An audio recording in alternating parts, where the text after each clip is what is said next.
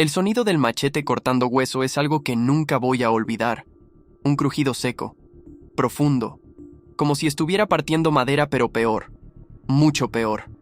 La primera mano cayó al suelo del patio con un golpe sordo. Él estaba sedado, pero algo en su cerebro registró lo que había pasado porque empezó a gemir. Un sonido bajo, animal. Tomé la segunda mano, levanté el machete de nuevo y corté. Otra vez ese crujido. Otra vez ese sonido que me va a perseguir por el resto de mi vida. La segunda mano cayó junto a la primera. 2 manos cortadas en el pasto de mi patio trasero. Y él ahí, atado, sangrando, inconsciente pero vivo, muy vivo. Dejé caer el machete. Me senté en el suelo y llamé a la policía. Les dije que había mutilado a alguien, que vinieran a arrestarme. Y cuando llegaron, cuando me esposaron, uno de los oficiales vio la escena y se puso pálido. Luego me miró y vi algo en sus ojos. No era asco, era otra cosa, algo más profundo. Y días después, ese mismo oficial vino a visitarme a la celda y lloró frente a mí. Y me dijo que entendía, que él habría hecho lo mismo. Me llamo Elian, tengo 19 años. Estoy cumpliendo una condena de 1 año por lesiones graves con circunstancias atenuantes extremas. Llevo 6 meses encerrado, me quedan otros 6, y luego seré libre. Libre pero diferente, porque lo que hice me cambió para siempre. Lo que vi me cambió para siempre. Y lo que tuve que hacer después de verlo me convirtió en alguien que nunca pensé que sería. Esta es mi historia, la historia completa de lo que pasó esa noche, de por qué hice lo que hice, de por qué el oficial que me arrestó lloró cuando entendió mis razones, y de por qué, aunque estos 6 meses han sido los más difíciles de mi vida, aunque me han golpeado, aunque he tenido que pelear por mi vida 4 veces, no me arrepiento de nada, ni una sola cosa. Voy a empezar desde el principio, desde antes de esa noche, porque para entender lo que hice, necesitan conocer a las personas involucradas. Necesitan entender quién era yo, quién era él, y quién era la persona que él decidió lastimar. Yo vivía en una casa pequeña en las afueras de la ciudad, con mi madre, mi padrastro y mi abuela. 4 personas en un espacio que apenas alcanzaba para 3, pero nos las arreglábamos. Mi padre biológico murió cuando yo tenía 8 años. Accidente de tráfico. Mi madre Graciela quedó viuda joven. Pasaron años antes de que conociera a alguien más. Años donde fue solo ella y yo contra el mundo. Y luego llegó él, Néstor, mi padrastro. Lo conoció en su trabajo. Ella era secretaria en una empresa de construcción. Él era supervisor de obra, un hombre de 46 años, trabajador, educado, con dinero suficiente para ayudar con las cuentas. Mi madre estaba sola hacía tiempo. Yo tenía 14 años cuando empezaron a salir. Al principio me caía bien. Era amable conmigo. Me preguntaba sobre la escuela. Me llevaba a comer hamburguesas los sábados. Trataba de ser como una figura paterna, aunque yo nunca lo llamé papá. Solo Néstor. Se casaron después de 2 años de novios y se mudó con nosotros. Trajo algunas cosas, su ropa, sus herramientas, sus muebles, y así nuestra familia de 2 se convirtió en 3. 1 año después de que Néstor se mudara, mi abuela materna enfermó. Se llama Elisa. Tenía 83 años en ese momento. Había vivido sola toda su vida después de que mi abuelo muriera. Independiente, fuerte. Pero la demencia la golpeó rápido y duro. En cuestión de meses pasó de ser una mujer autosuficiente a alguien que no reconocía ni a su propia hija, que no sabía dónde estaba, que a veces pensaba que tenía 20 años de nuevo. Mi madre no podía dejarla sola. Los hogares de ancianos eran caros, demasiado caros para nosotros. Así que la trajimos a casa.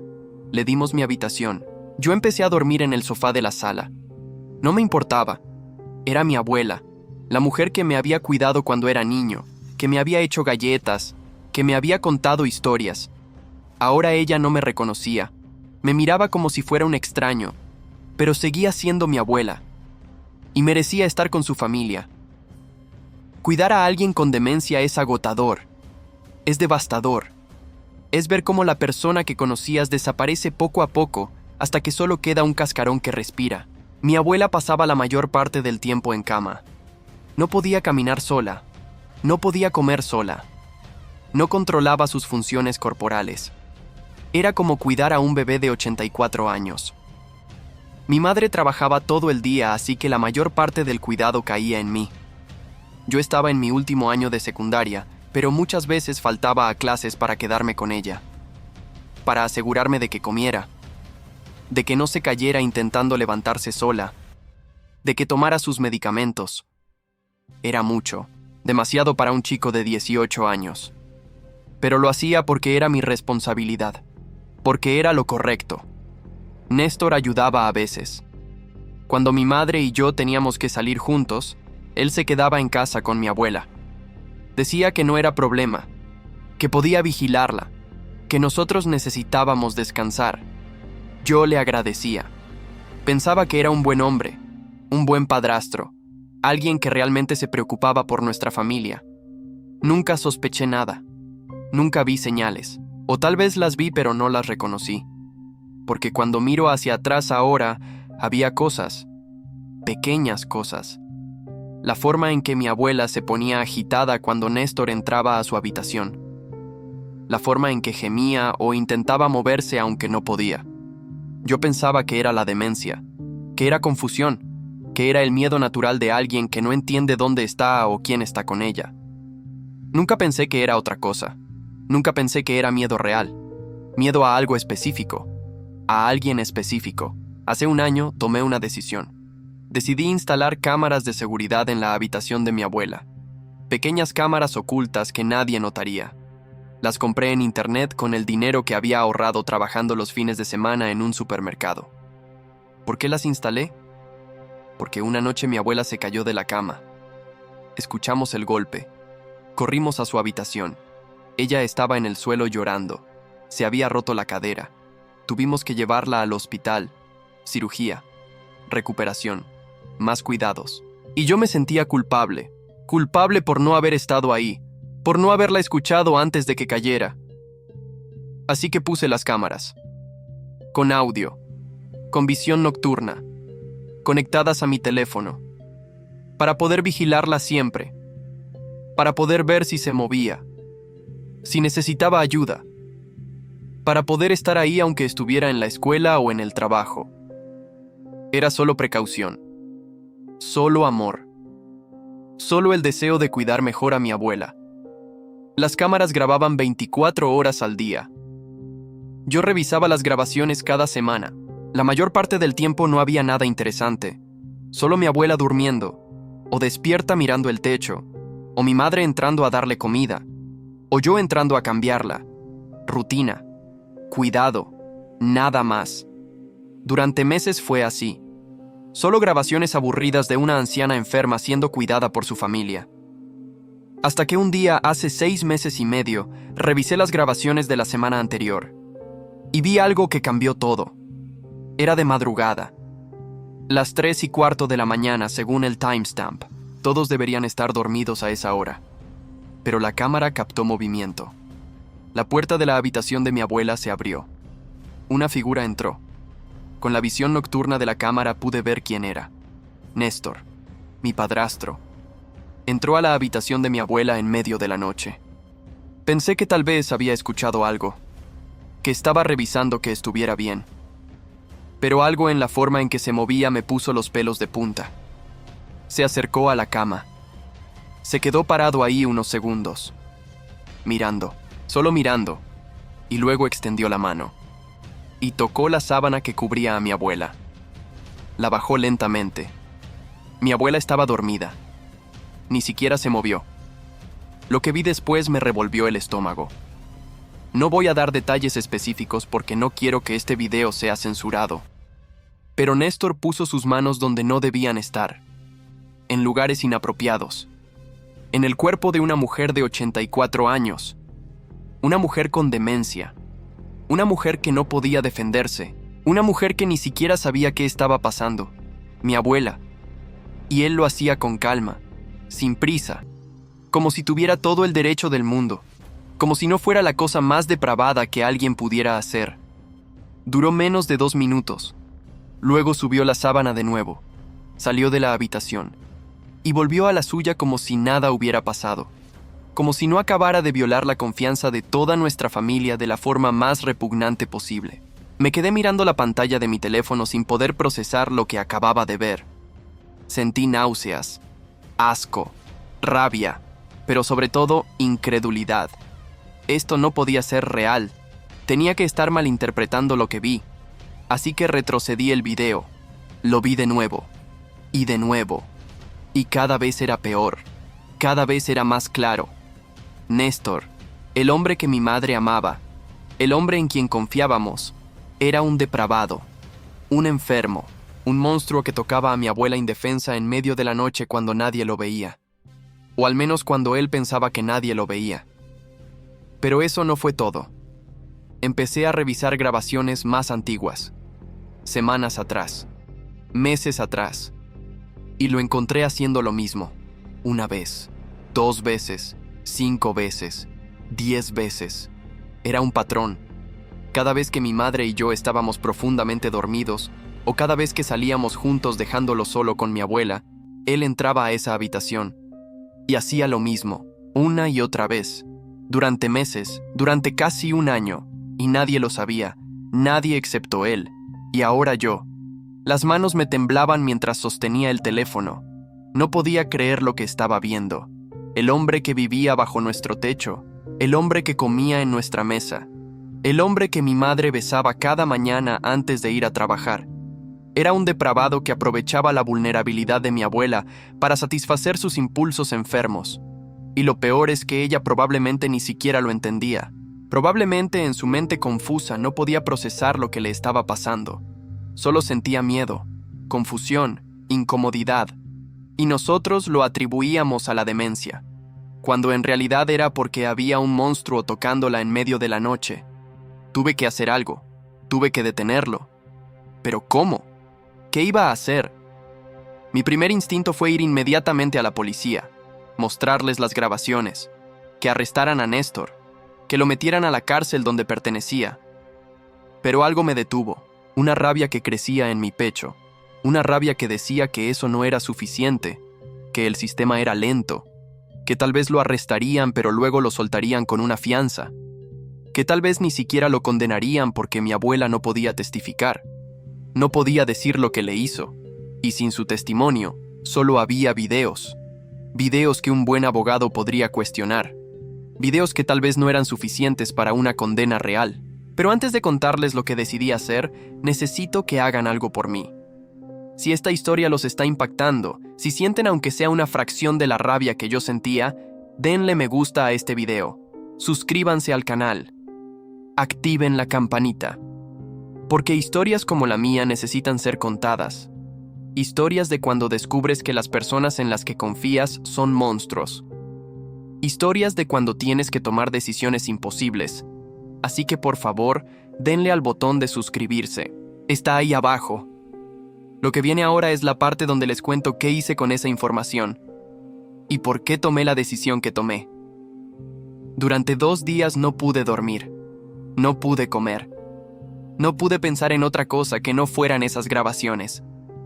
Ver a Néstor en la casa me daba asco. Verlo hablar con mi madre, verlo sentarse a cenar con nosotros, verlo fingir que era una persona normal cuando yo sabía la verdad. Sabía lo que hacía en medio de la noche. Sabía que era un depravado enfermo, y tener que fingir que no sabía nada me estaba matando por dentro. Pero no podía decirle a mi madre.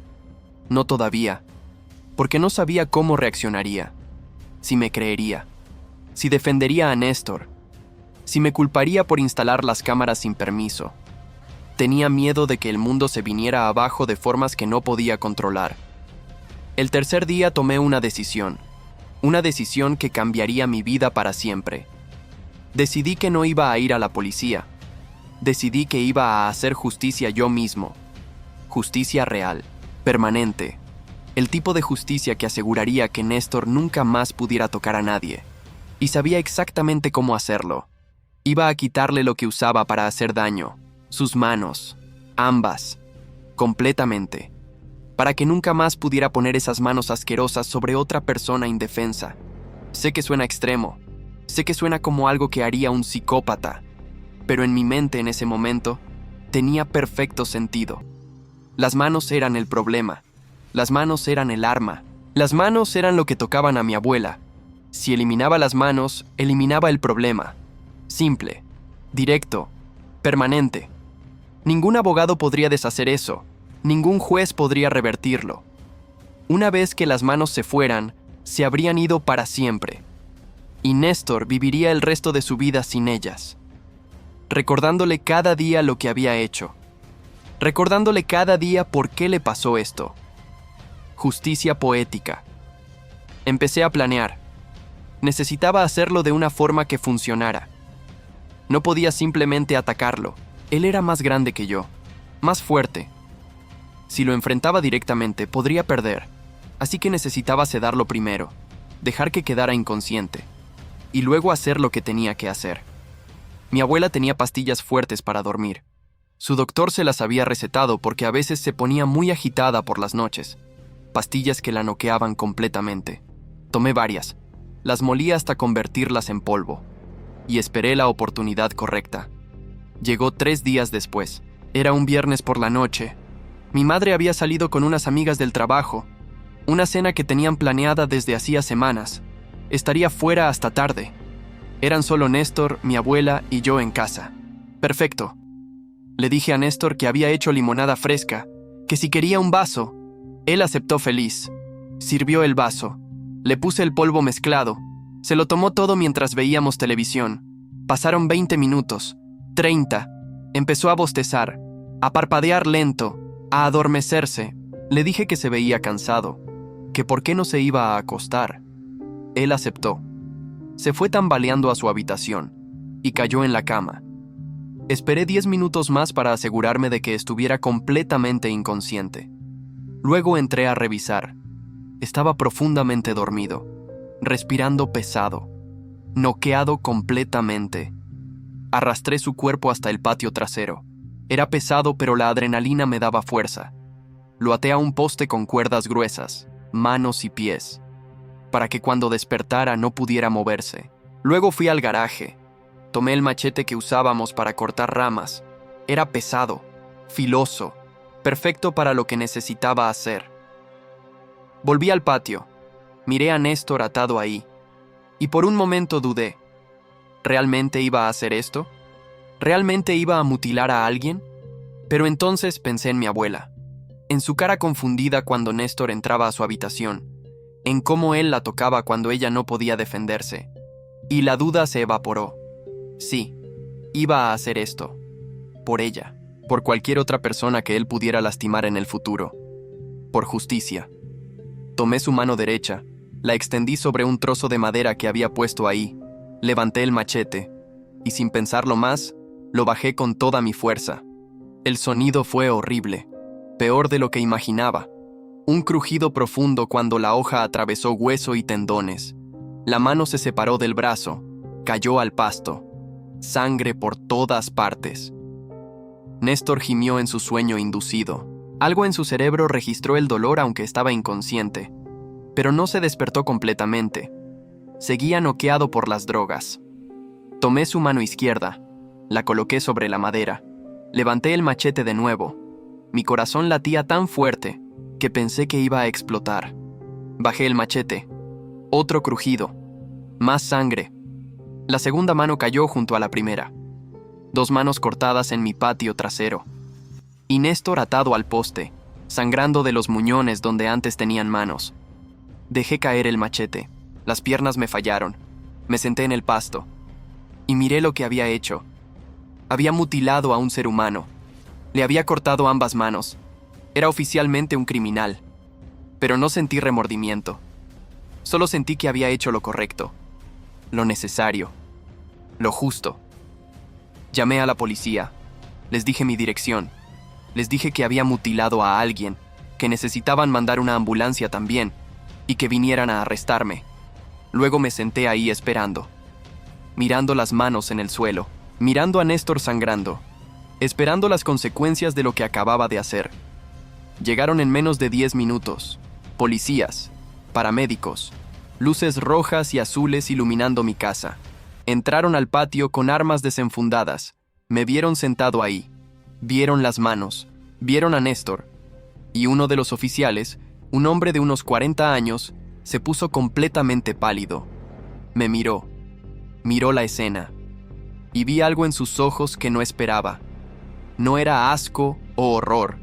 Era algo más, algo que no pude descifrar en ese momento. Me arrestaron, por supuesto. Me esposaron. Me leyeron mis derechos.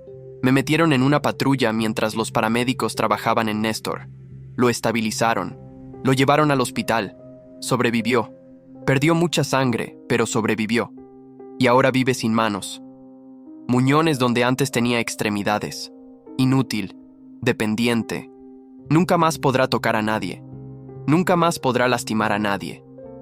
Misión cumplida. En la estación de policía me interrogaron durante horas. Me preguntaron por qué lo hice. Si había estado peleando con Néstor.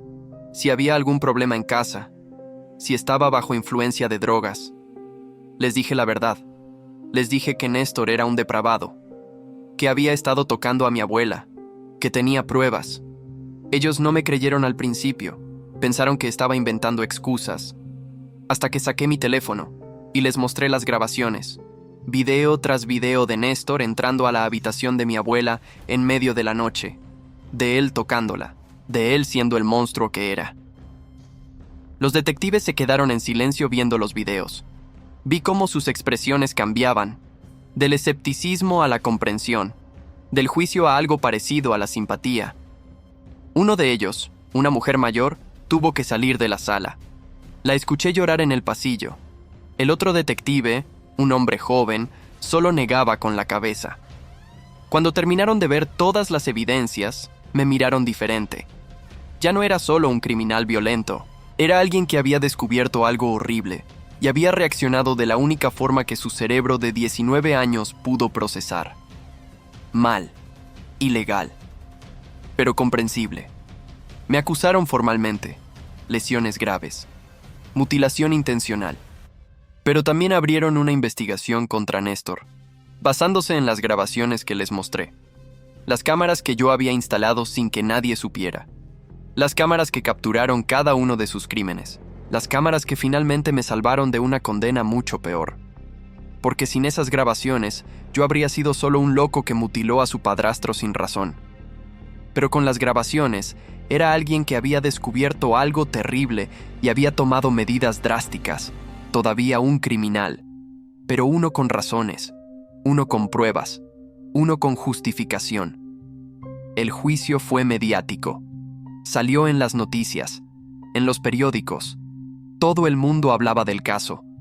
El chico que cortó las manos a su padrastro. Algunos me llamaban héroe, otros me llamaban psicópata. La opinión pública estaba dividida. Durante el juicio mostraron las grabaciones. El jurado las vio. El juez las vio. Mi madre estaba en la sala. Cuando vio los videos de lo que Néstor le hacía a su propia madre, se derrumbó. Lloró como nunca la había visto llorar. Pidió divorcio inmediatamente. Testificó en mi favor. Dijo que si ella hubiera sabido, habría hecho algo peor que cortarle las manos. El fiscal argumentaba que lo que hice fue excesivo, que debí ir a la policía, que tomé la ley en mis propias manos de la forma más brutal posible. Mi abogado argumentaba que había sido bajo circunstancias extremas, que cualquier persona razonable habría reaccionado fuertemente al descubrir lo que yo descubrí, que las cámaras probaban que Néstor era un depravado que merecía ser detenido, y que aunque mis métodos fueron extremos, mi intención era proteger a una persona vulnerable que no podía defenderse sola. El jurado deliberó durante 2 días. Cuando volvieron, me declararon culpable, pero con circunstancias atenuantes extremas. El juez, al dictar sentencia, dijo algo que me sorprendió. Dijo que entendía por qué hice lo que hice, que como padre y como ser humano, no podía imaginar el horror de descubrir lo que yo descubrí, pero que la sociedad no puede permitir que la gente tome justicia en sus propias manos, que sin importar las razones, mutilar a alguien es un crimen grave. Me condenó a 1 año de prisión, solo 1 año. La sentencia mínima posible dadas las circunstancias. Néstor fue condenado a 8 años por sus crímenes contra mi abuela. Está en prisión ahora. sin manos, vulnerable, en el mismo lugar donde ponen a los peores criminales. Y los otros presos no son amables con depravados como él. Escuché que lo han golpeado varias veces, que su vida ahí es un infierno. Bien, lo merece. Ahora estoy aquí, 6 meses dentro de mi condena de 1 año. Me quedan otros 6 meses y seré libre, pero estos 6 meses han sido los más difíciles de mi vida.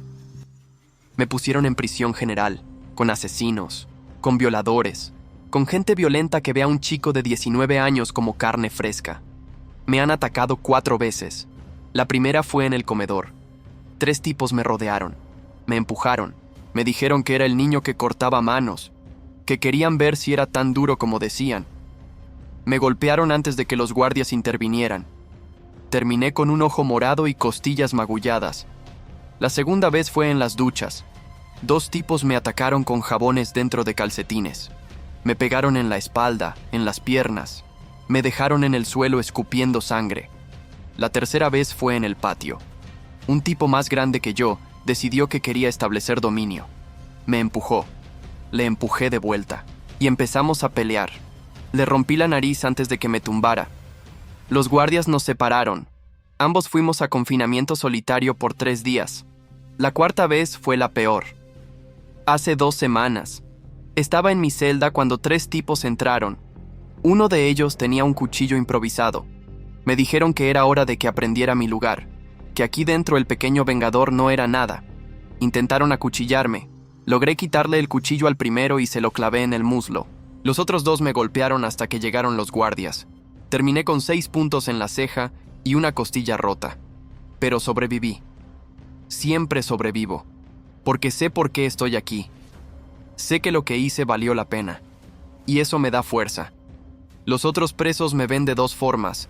Algunos me respetan, dicen que hice lo correcto, que cualquiera que toca a una abuela indefensa merece peor que perder sus manos. Otros me ven como débil, como alguien que no pertenece aquí, como carne fresca que pueden dominar. Así que cada día es una lucha por mantenerme a salvo, por llegar a mi fecha de liberación en una pieza, pero lo estoy logrando, día a día, pelea a pelea, golpe a golpe. Pero quiero contarles sobre el oficial que lloró. El oficial Gabriel Ruiz, el que me arrestó esa noche. Unos días después de mi arresto, vino a verme a mi celda. Se sentó frente a mí y me dijo que había visto las grabaciones.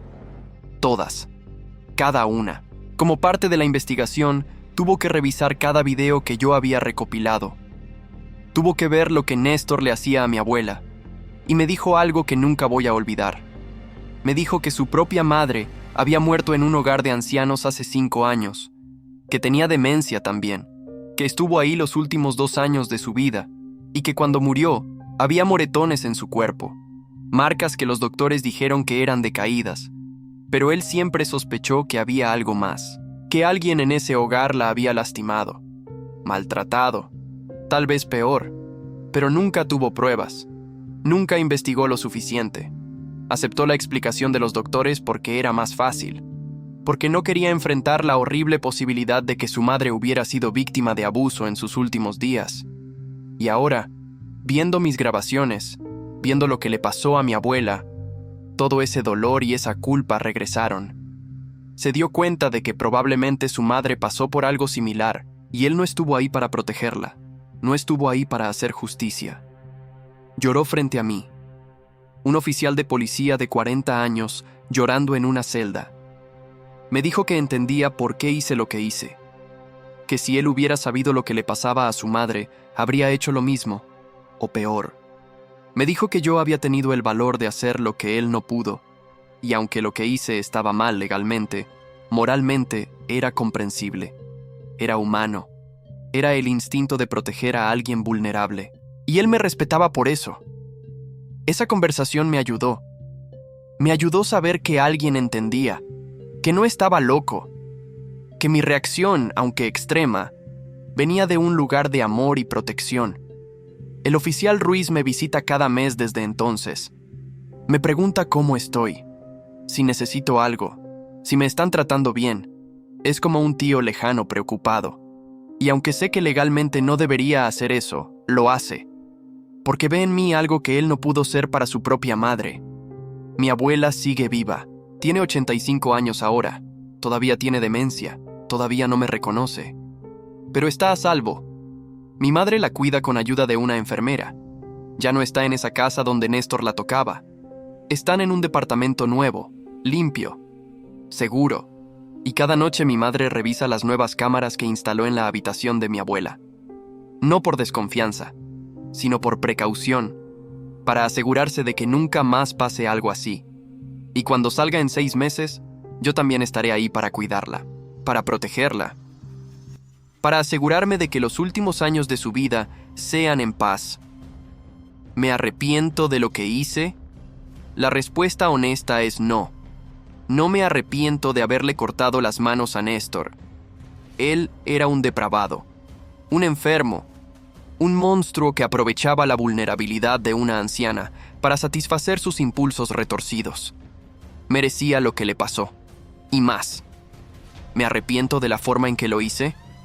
A veces, porque ahora estoy aquí, porque estos 6 meses han sido un infierno, porque he tenido que pelear por mi vida, porque llevo cicatrices físicas y mentales que nunca se irán. Tal vez debí haber ido a la policía primero. Tal vez las grabaciones habrían sido suficientes para arrestarlo. Tal vez no tenía que tomar justicia en mis propias manos.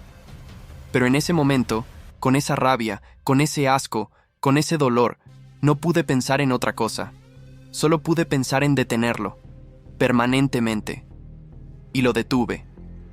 Néstor nunca más podrá tocar a nadie. Nunca más podrá lastimar a alguien vulnerable. Vive ahora sin manos, dependiente de otros para todo. Para comer, para vestirse, para ir al baño. Y cada día que vive así es un recordatorio de lo que hizo, de por qué le pasó esto. Eso tiene que valer algo, tiene que significar algo. Gracias por escuchar mi historia completa. Sé que fue difícil, sé que tal vez no están de acuerdo con lo que hice. Y está bien, no espero que todos me entiendan, solo espero que entiendan que hay personas vulnerables en el mundo. Ancianos, niños, personas con discapacidades, personas que no pueden defenderse solas. Y a veces, los monstruos se aprovechan de esa vulnerabilidad. Y cuando el sistema falla, cuando la justicia no llega a tiempo, algunas personas toman decisiones desesperadas, decisiones que cambian sus vidas para siempre. Si esta historia los tocó, les pido que le den me gusta al video, que se suscriban al canal, que activen la campanita. Historias como la mía necesitan ser contadas, no para glorificar la violencia, sino para crear conciencia, para que la gente entienda que estas cosas pasan, que hay depravados ahí afuera, y que todos tenemos la responsabilidad de proteger a los vulnerables, de estar atentos, de actuar cuando vemos algo mal. Y si ustedes cuidan a alguien vulnerable, por favor, instalen cámaras. Revísenlas. Estén atentos. Porque nunca sabes quién podría estar lastimando a esa persona cuando no estás mirando. Las cámaras que instalé salvaron a mi abuela de seguir siendo víctima. Y me salvaron a mí de una condena mucho peor. Sin esas grabaciones, estaría cumpliendo 20 años en lugar de 1. Las cámaras hicieron la diferencia entre ser un criminal sin razón y ser alguien que actuó bajo circunstancias extremas. Perdónenme si el video fue muy largo, pero necesitaba contar toda la historia. Necesitaba que entendieran cada parte, cada decisión, cada consecuencia. Gracias por estar aquí hasta el final. Gracias por escuchar sin juzgar antes de conocer toda la historia. Y recuerden, protejan a los vulnerables. Estén atentos. Actúen cuando sea necesario, porque el silencio y la inacción permiten que los monstruos prosperen. Me llamo Elian. Tengo 19 años. Llevo 6 meses de una condena de 1 año. Me quedan otros 6 meses. He peleado 4 veces. Me han golpeado. Me han intentado matar. Pero sigo aquí. Sigo fuerte. Porque sé que lo que hice, aunque brutal, aunque ilegal, salvó a mi abuela. Y cuando salga, voy a seguir protegiéndola hasta su último día. Esas son mis razones. Ese es mi porqué. Y no me arrepiento de nada.